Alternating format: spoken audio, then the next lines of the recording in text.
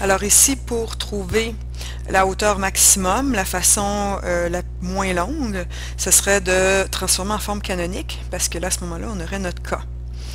Il y aurait aussi la façon où on factorise, on trouve nos zéros, le milieu c'est notre H, et après ça, on remplace. Je vais le faire après, je vais commencer par faire la transformation en forme canonique, qui est très utile. Alors la première chose, je vais mettre en évidence mon 4,9.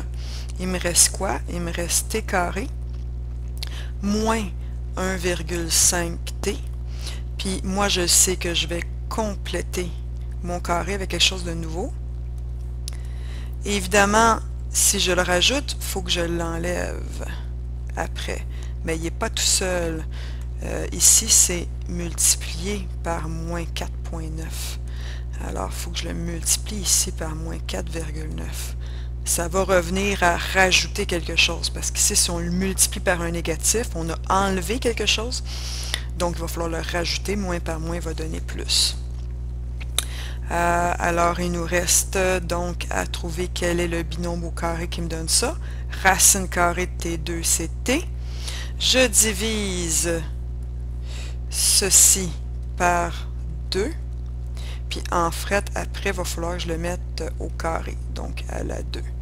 Donc ça va me donner quoi? Divisé par 2, ça me donne 0,75, 0,75, ça c'est au carré. Donc mon troisième terme, ça va être 0,75 au carré, ce qui donne 0,5625 que je dois rajouter ici. Les deux multipliés ensemble vont nous donner plus 2,7565 mètres. Donc on a 625, pardon, 625 mètres.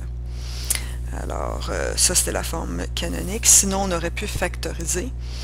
Bon, on aurait pu juste, par exemple, prendre ici le t en évidence. On aurait eu moins 0,49t plus 7,35.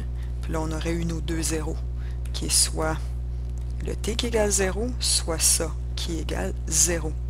En isolant notre t, on aurait obtenu ici que t vaut 1,5.